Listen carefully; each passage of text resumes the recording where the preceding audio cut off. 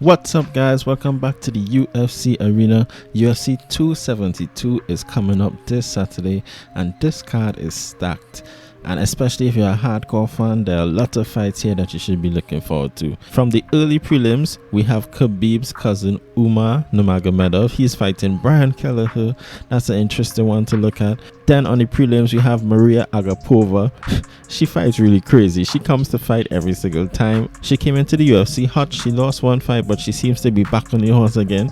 So I'm looking forward to that fight.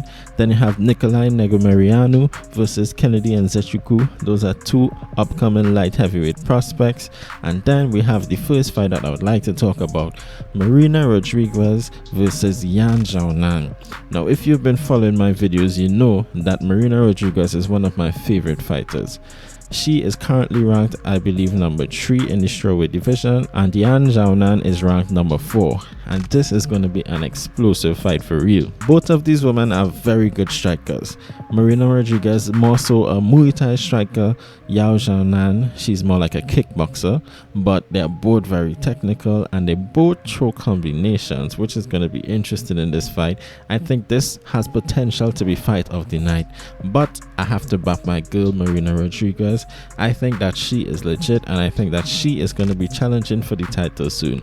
I haven't seen much people in this division who can compete with her in striking. Now, Zhao could definitely compete with her, but I wouldn't say that she'll be able to beat Marina. Marina is able to take a punch. I think she's a bit more powerful than Yan, and I think that she is going to be able to outstrike Zhao on the feet, but it'll be very competitive and it'll be very entertaining because neither of these girls back down. After them, we have Jalen versus Jamie Malarkey. Both of these guys have been doing well. Jamie Malarkey finished his last 2 fights with KOs. Jalen Turner has won his last 3, so that's another fight to look forward to.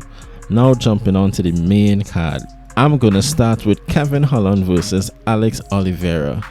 And this one also has potential to be fight of the night because both of these guys come to fight and they always swinging. Alex Oliveira is a wild man and Kevin Holland can also be a wild man. I can see all sorts of crazy exchanges taking place in this fight. Honestly, they have a similar build. They're both tall and long, but I think Kevin Holland has a little more crispness in his striking, but Alex Oliveira is no slouch either. Both of these guys are powerful. Both of these guys can knock the other one out. So it'll be very interesting to see how this fight plays out, and it's always fun to watch Kevin Holland. You know, he's gonna be talking in there, you know, he's gonna be doing all kind of craziness. So for this fight, I'm gonna say Kevin Holland is gonna win, and I'm gonna say he's gonna win by 3rd round because I could just see the fight going crazy, no one backing down, and Oliveira eventually getting caught and finished.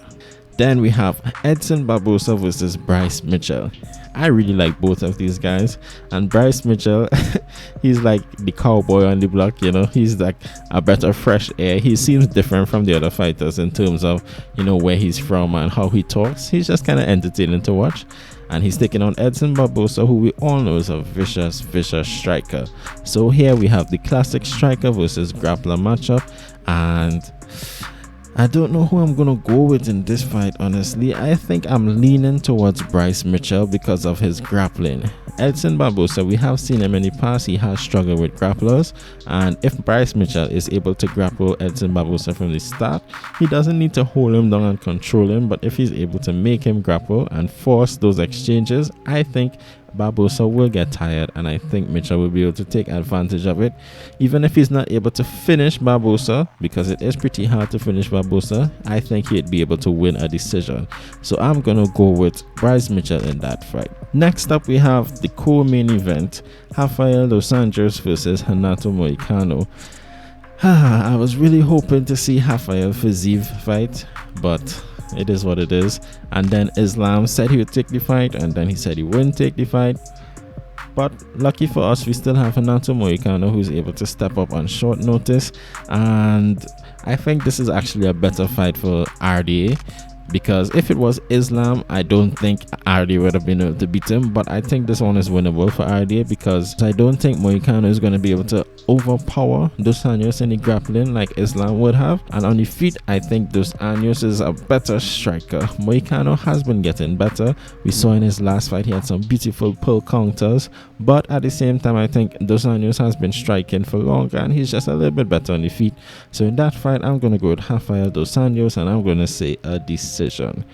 And now for the main event, Colby Covington versus Jorge Masvidal. Of course, I'm really looking forward to this fight because of the rivalry between these two guys. But honestly, I think this fight is only going to go one way, and that is Colby Covington out wrestling Jorge Masvidal and beating him. I don't really see Masvidal landing any flying knees or anything crazy like that. I would like to see it, I'd like if Masvidal could keep the fight on the feet. If it stays on the feet, Masvidal has the clear advantage. I'd like him to be able to get back on the feet. I'd like him to be able to keep the fight standing and do well.